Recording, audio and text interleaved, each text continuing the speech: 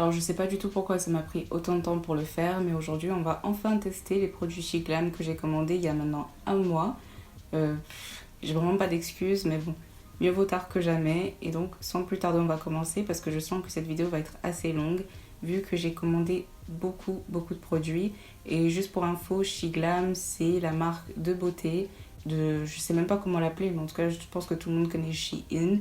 Et ils vendent un peu tout, genre ils vendent des vêtements, des ustensiles, enfin ils vendent tout. Et là ils ont créé cette marque de beauté qui s'appelle She Glam, qui est à prix très abordable. Il y a rien à plus de 10 € dans tout ce que je vais vous montrer. Et comme d'habitude, je vous afficherai les prix au fur et à mesure. N'hésitez surtout pas à vous abonner, de cliquer sur like. Je sais que je l'ai déjà dit, mais bon.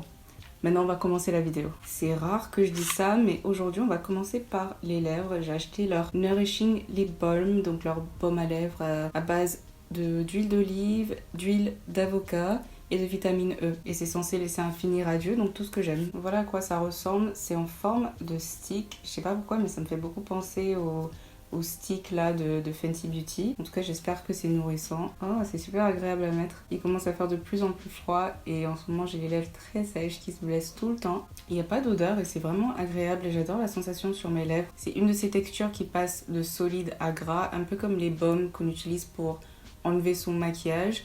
Et en tout cas, je trouve ça hydratant, agréable. Et j'adore le petit fini lumineux que ça laisse. Je trouve ça joli. En plus de ça, il n'y a pas d'odeur, donc c'est pas parfumé. Comme d'habitude, mon primer e.l.f. C'est le primer, le e.l.f. Beauty Eye Primer dans la teinte Sand. C'est bon, maintenant j'ai retenu, c'est la teinte Sand. Ils ont plusieurs palettes sur leur site. Moi, j'ai choisi leur palette Artistry.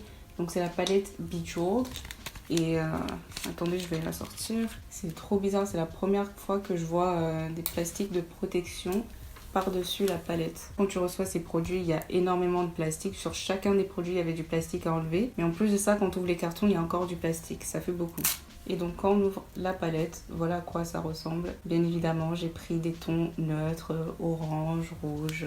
J'espère que ça ne vous saoule pas trop que je choisis tout le temps les mêmes types de couleurs, mais c'est ce qui fonctionne pour moi et c'est ce qui m'inspire. Dans mes prochaines vidéos, je vais essayer de faire des trucs un peu plus colorés, mais là on va faire une exception. Là aussi, il y a le plastique de protection. Il y a aussi du plastique sur le miroir. Je vais commencer par cette couleur-là. Donc la pigmentation est bien là quand même. Juste au-dessus de ça, je vais venir mettre cette couleur là. Pareil, la couleur ressort bien sur ma peau. Ça blende super bien avec le premier fard que j'ai appliqué. Ouais, je trouve que ça fait un très beau dégradé. Dans cette partie-là de ma paupière, cette partie interne, on va prendre ce fard qui est un peu genre jaune-orange. Je m'attendais à ce que ce soit un fard bien plus vif que ça. Donc même si je prends le produit et que je n'enlève pas l'excédent, genre ça disparaît. C'est pas grave, on va continuer comme ça. Je vais faire la même chose de l'autre côté. J'ai aussi acheté ce fard là, donc c'est des fards pressés. Ça c'est la teinte Pretty Girl. Ça m'avait l'air super joli dans les photos, du coup je me suis dit pourquoi pas. Ouh, ça laisse un fini genre glacé. C'est même pas métallique, c'est vraiment glacé. C'est le mot qui me vient en tête quand je vois ce fard. Et la base en fait de ce fard est rose, mais dedans on voit des reflets dorés. Le pinceau que j'ai besoin de ça n'est pas disponible, donc je vais directement l'appliquer avec mon doigt. Oh là là, il y a tellement de chutes. C'est joli, non? Ah, j'aime bien. Le primer que j'ai utilisé de e.l.f. n'est pas une base collante. Pourtant, ça s'accroche super bien à ma paupière. Malgré les chutes. Il y a des chutes quand même, mais bon. Genre la première couche est si bien pigmentée que j'ai pas besoin d'en rajouter. Vous savez quoi en fait? Genre il y a un fard. Le fard qui est juste là. On dirait que c'est les mêmes formules. Limite la même couleur. Ouais, c'est exactement la même formule. Le fard de la palette est juste plus genre... rose champagne. Sinon je vais swatcher les autres fards irisés en même temps. En swatchant et en appliquant les fards, je sens bien que c'est pas des... Genre la formule n'est pas douce. Je sais pas comment dire ça autrement. Vous savez, il y a des fards quand vous le swatchez, c'est tellement doux et velouté. Bah on n'a pas cette sensation avec ces fards. C'est plutôt rigide. Je sais que ma paupière est déjà super pailletée, mais j'ai envie de tenter de mettre ça par-dessus. Wow! C'est magnifique. Mais pareil, c'est une formule très sèche, donc je sais qu'il y aura des chutes.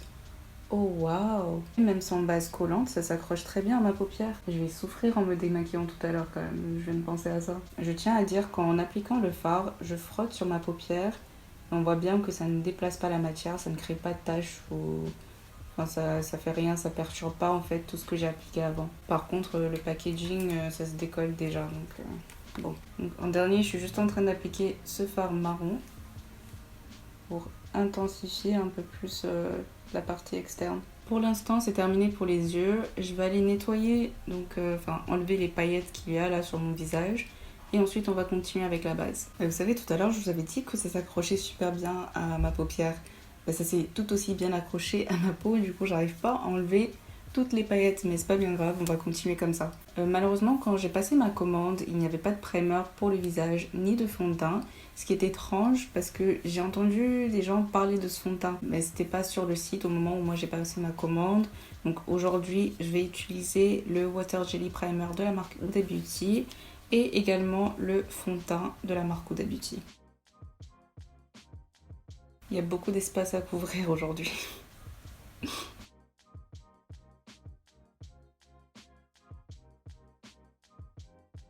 Jusqu'à présent, je suis toujours éblouie par la qualité de ce fond de teint. Chaque fois que je l'utilise, je le trouve magnifique. On passe à l'anti-cerne. J'en ai commandé 2. Dans ma commande initiale, j'avais pris la teinte Peanut Butter. Je vous parle de ça parce que ça m'a saoulé du coup d'avoir passé une deuxième commande. Et cette fois-ci, c'est le bon sous-ton et la bonne teinte.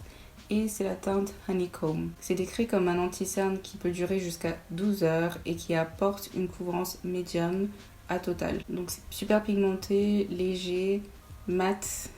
Et donc modulable. Et c'est censé ne pas filer dans les ridules, mais bon, je sais que ça va le faire. Je sais pas pourquoi toutes les marques prétendent que leur concealer ne file pas dans les ridules alors que sans poudre c'est impossible. Voilà à quoi ressemble l'applicateur, c'est vraiment minuscule. Pendant que je blende, je vais vous parler très rapidement de mon expérience shopping chez Shiglam. J'ai été choquée par un truc, c'était qu'il fallait payer pour avoir une réduction. Vous m'avez bien compris, il fallait payer pour avoir une réduction. Et c'est la première fois que je voyais ça. Je l'ai acheté quand même. Hein. Je l'ai acheté. Je vais essayer de bien m'expliquer. Donc imaginez que mon panier c'est 45 € et qu'il faut un panier genre à 50 € pour pouvoir profiter de la réduction. Donc je sais pas, j'ajoute un blush. Je pense que c'est ce que j'ai fait d'ailleurs. Non, je sais pas, j'ai plus ce que j'ai ajouté, bref, c'est pas important. J'ajoute un produit à 5 € et maintenant ça me fait 50 € et j'arrive à profiter de la réduction. Et maintenant avec cette réduction, bah, au lieu de payer 50 €, je paye 45 €. Mais parce que j'ai dû dépenser, genre je sais plus, c'était 2 ou 3 € pour avoir la réduction, en vrai j'ai payé 48 €. Vous voyez ce que je veux dire? Genre c'est ce type de système qu'il y a sur leur site et j'ai pas trop apprécié ça. Et aussi, aucun des produits n'est remboursable. Et si vous voulez avoir une protection sur votre colis, vous devez payer aussi 2 € supplémentaires. Donc si jamais ton colis est perdu, ils ne vont pas renvoyer les produits, même si c'est pas de ta faute, ils vont pas les renvoyer. Si tu n'as pas pris cette protection à 2 €. Je sais pas pour vous, mais moi en tout cas je me sentais un peu arnaquée. Genre je comprends que les produits sont pas chers, et du coup ils profitent là où ils peuvent, mais bon, c'était chiant quand même. Attendons un peu pour voir si ça se matifie, mais pour l'instant j'ai pas du tout l'impression que ça soit mat. Après je me plains pas, hein, je préférais que ça soit un fini hydratant. C'est bel et bien une couvrance totale et pour l'instant je suis super fan de ce concealer. Je trouve ça agréable à utiliser, ça ne sèche pas trop vite. Vraiment, c'était agréable de l'estomper. Ça s'est séparé dans mes ridules, mais j'y croyais pas de toute façon, donc c'est pas bien grave. J'ai un produit crème et un autre produit liquide à appliquer avant de fixer mon anti-cerne. Donc c'est vraiment les kits à l'ancienne où d'un côté on a le contouring et de l'autre c'est l'highlight. Le côté contouring s'appelle Mocha. Maintenant que je l'ai vu en vrai, ça m'a pas du tout l'air assez foncé. Oui, j'ai tout à fait raison. C'est pas assez foncé. Et l'autre côté highlight s'appelle Champagne. Hors de question que j'applique ça sur mon visage. Bon, tant pis, on va sauter cette étape et on passe directement au blush liquide. Ça s'appelle le Clear and Bright Liquid Blush et j'ai choisi la teinte Torrid. J'avais pas trop fait attention à la description en commandant le produit et j'espère que c'est un fini lumineux. Donc là, ils disent que c'est infusé avec de la vitamine C ou avec un fini radieux subtil. Sans surprise, bon, c'est une couleur corail. Et l'applicateur est unique. Je peux vous dire tout de suite que je ne suis pas fan de ce blush parce qu'il y a des paillettes dedans qui accentuent la texture de ma joue. Oui, moi j'exagère vraiment avec le blush. Quand j'étale le blush, c'est vraiment partout, sur toute ma joue. Et je remonte jusqu'à mes tempes. La poudre du jour, ce sera la Baked Glow. Et j'ai choisi la teinte translucide. Donc c'est une poudre légère, translucide, qui aide à contrôler la production de sébum. Et ça contient des particules qui laissent votre peau radieuse. Comme d'habitude, je vais rajouter un peu de concealer avant d'appliquer ma poudre, juste pour reblender les ridules qui se sont formées. Ça vient avec une houppette et c'est vraiment un contenant de poudre classique. Ça m'a l'air super petit quand même. Il y en a combien dedans? 5,5 grammes. Ouais, dans Laura Mercier il y a 29 grammes et j'ose même pas sortir la poudre. Ou d'habitude ce sera pareil, dans les environs de 30 grammes. J'ai pas enlevé l'excédent de poudre avec un pinceau parce que, enfin d'habitude je le fais pas, je sais pas, c'est pas nécessaire. Mais là, on voit clairement que j'en ai besoin. Là, le problème, c'est clairement la teinte, mais ça ne devrait pas l'être parce que c'est une teinte translucide. Et les teintes translucides sont censées aller à tout le monde. Le principe d'être translucide, c'est de ne pas laisser un effet blanc, d'être invisible. Tout allait bien jusque-là. Pour fixer le reste de mon visage et aussi pour atténuer ce reflet grisâtre, je vais venir prendre ma... c'est quoi déjà? C'est la poudre Airbrush Flawless Finish de Charlotte Tilbury dans la teinte Deep. D'habitude, je l'applique aux alentours de mon visage, mais là, j'ai besoin de corriger ce reflet blanc. Il n'y avait pas de spray non plus quand j'ai passé ma commande, et donc je vais utiliser la brume fixatrice Urban Decay All Nighter version Ultra Glow. Ça aide mon maquillage à bien se fondre ensemble, mais ça fait pas grand chose niveau luminosité. De loin, je suis fan du blush parce que de loin, on voit pas les paillettes. C'est dommage parce que la couleur est très jolie. Pour mon contouring, je vais utiliser la palette de Technique. Je vais juste utiliser ce côté foncé. Et c'est la palette dans la teinte Mocha. Donc ça, c'est vraiment une poudre pour le contouring avec un sous-ton froid. J'ai un bouton dégueulasse sur mon front. Mais il faut vraiment pas que j'y touche parce que je préfère passer, je sais pas, 2 semaines avec un bouton que 6 mois avec une cicatrice. Et ensuite, pour le bronzer, je viens prendre ma palette Gravitate de la marque XX Revolution. Et de cette palette, je vais uniquement utiliser cette teinte, donc oui, pour le bronzer. J'ai l'impression qu'on a rattrapé le coup niveau teinte, ça va beaucoup mieux là. Et juste, je me sens bête parce que je vous ai pas fait un swatch tout à l'heure de la teinte de concealer que je compte pas utiliser. Je vous montre quand même parce que ça pourrait toujours servir à quelqu'un qui, je sais pas, qui est peut-être de la teinte peanut butter et qui voudrait voir un peu mieux à quoi ça ressemble. Pour les sourcils, j'ai pris 2 produits. D'abord, il y a un crayon mince dans la teinte dark brown et il y a aussi donc un gel à sourcils toujours dans la teinte dark brown. Il s'agit d'un crayon rétractable qui vient avec un goupillon. J'ai un bouton dans mon sourcil que j'essaie de recouvrir avec le crayon. C'est plutôt rigide, plutôt sec, mais ça marque bien. Et j'adore la couleur, c'est vraiment la couleur naturelle de mes sourcils. On passe au gel à sourcils, eux ils appellent ça le Eyebrow Cream. J'allais dire que l'applicateur est de taille standard, mais en fait non, c'est plutôt large. Je me disais que, quand j'étais en train de l'appliquer, je me disais, je vois rien, je vois aucune différence. Ça brosse mes sourcils, mais je ne vois pas de matière en plus sur mes sourcils. Et en effet, en swatchant le gel, il n'y a rien. Je vais faire mon ras de cils.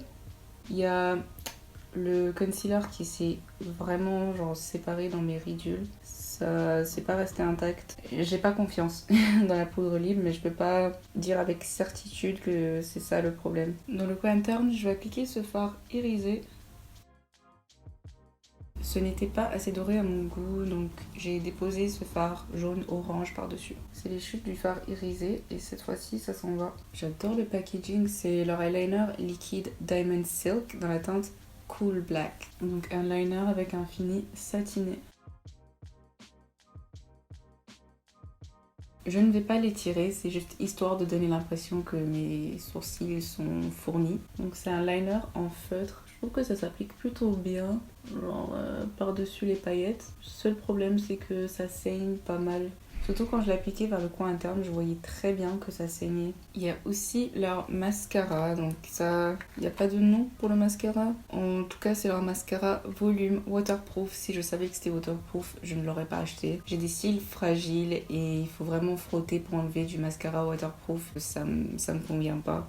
Déjà que c'est galère d'enlever un mascara normal, mais c'est pire avec un mascara waterproof. Voilà à quoi ressemble la brosse, donc c'est vraiment des poils et non une brosse en silicone. Il n'y a pas assez de matière sur la brosse. Je vais en remettre une deuxième couche. C'est bien noir, ça les recouvre bien, mais je n'ai pas de volume ni de longueur. Et c'est vraiment large, du coup j'ai du mal avec mon red steel là. Contre mon gré, je vais faire la même chose de l'autre côté. Toujours pas de volume, hein, mais je vois que ça relève bien mes sourcils. C'est juste que ça recourbe bien mes cils tout seul. Vous savez quoi? Pour je ne sais quelle raison, j'ai pris un highlighter alors que je n'utilise plus de highlighter. Et j'ai pris la teinte Hennessy. Il s'agit d'une couleur bronze. Je pense que c'était au moment où j'étais dans ma phase où je savais pas encore si j'arrêtais les highlighters ou pas. Et j'ai quand même acheté à cause du prix, je pense. Genre c'est plus subtil que d'autres highlighters, mais ça se voit quand même. Quand je fais ça, vous allez mieux le voir. C'est vraiment joli, je trouve. C'est un peu comme si ma peau était mouillée. Après, est-ce que ça me donne envie de recommencer à utiliser des highlighters? Non. Mais c'est quand même joli. Je vais mettre des faux cils, hein. Donc ça c'est les faux cils Never Flat. Il y a 3 paires dedans, donc c'est des modèles Wispy. Je vais juste le faire après parce que j'ai oublié de les pré-couper avant la vidéo et ça va me prendre un peu de temps. Et donc je vais faire ça après. Donc c'est un rouge à lèvres qui est rose, ça ira pas du tout avec le look d'aujourd'hui. Hein. Ça c'est le Eye Candy Double Touch Matte Lip Gloss. Et matte lip gloss parce que vous avez un côté qui est mat et de l'autre côté vous avez un gloss que vous pourrez mettre par dessus. C'est pas bien grave, on va l'essayer quand même et au pire je changerai. Avant je vais quand même appliquer un crayon que j'ai acheté chez eux, donc c'est le crayon Solo Dance. J'ai pas l'habitude de faire ça mais j'ai pris genre un crayon de couleur. Ça reste un crayon foncé mais qui est plutôt dans les tons rouges. Parce que moi tous les jours, matin, midi, soir, j'utilise que des crayons marron foncé. C'est le Lip Liner Velvet Matte et le packaging reflète le nom. C'est genre au toucher on dirait du velours.